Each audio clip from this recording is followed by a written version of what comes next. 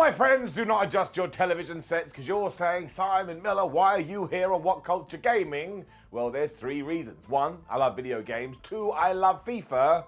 And 3, it's quite late over here in the United Kingdom, so very understandably and very accurately, everybody else has gone home. You have seen the title though, so now you know after all these weeks and months and days of rumours, EA Sports has finally told us that its franchise known as FIFA is dead. Now do not freak out. The best part of this news is that people see this headline and they go, why? Why would EA do that? And of course they would never do that. EA would have to be out of their minds. Do you know how much money they make from the FIFA property? Just go do a Google and your mouth will do this.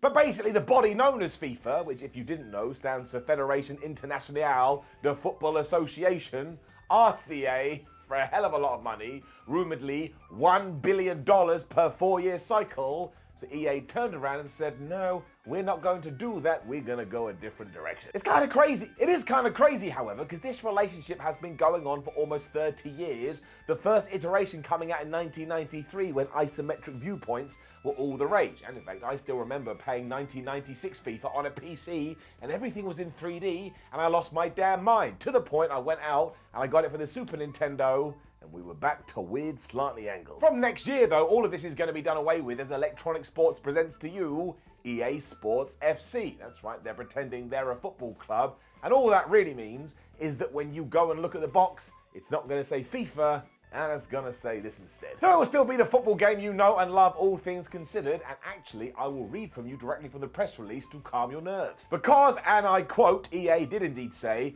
everything you love about our games will be part of EA Sports FC, the same great experience, modes, leagues, tournaments, clubs, and athletes will be there. Ultimate Team Career Mode, Pro Clubs, and Volta Football will all be there. Our unique licensing portfolio of more than 19,000 players, 700 plus teams, 100 plus stadiums, and 30 leagues that we've continued to invest in for decades will still be there, uniquely in EA Sports FC. That includes partnerships with the Premier League, La Liga, Bundesliga, Serie A, the MLS, and more to come.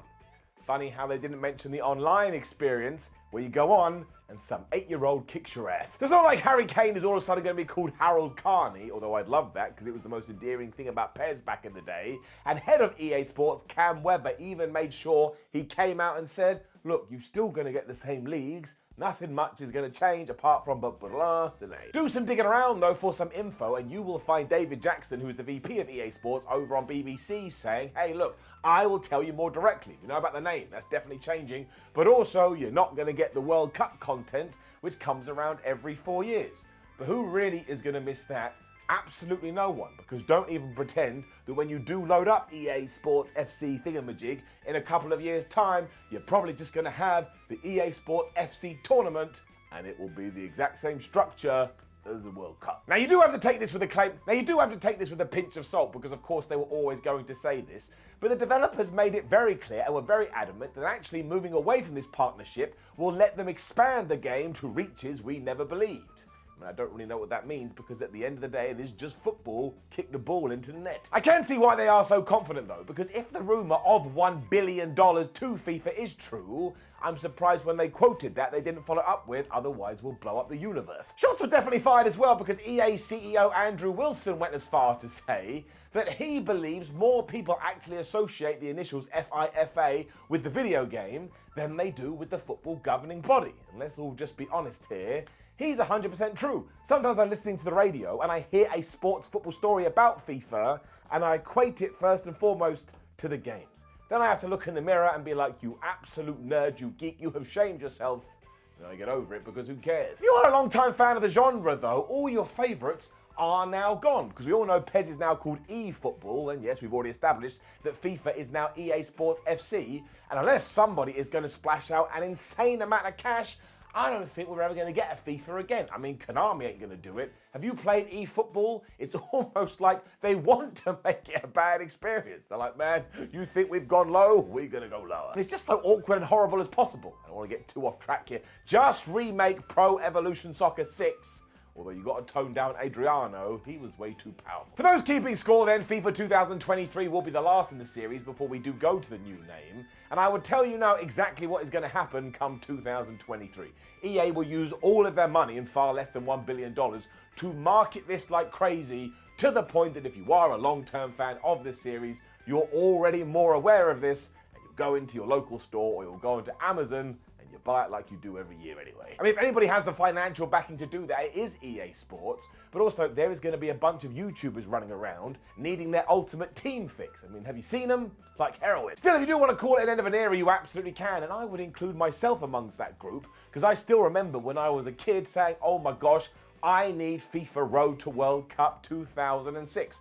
And to this day, I like to pretend, oh no, I made the right decision. That was a really good game. No, it wasn't. It was broken, it was a mess. And I'm pretty sure at one stage, Ronaldinho got trapped inside the goalpost, so the referee just called off the game. I mean, it was glitch central, and obviously a few years later, EA decided we should actually put some effort into this, and it became damn good.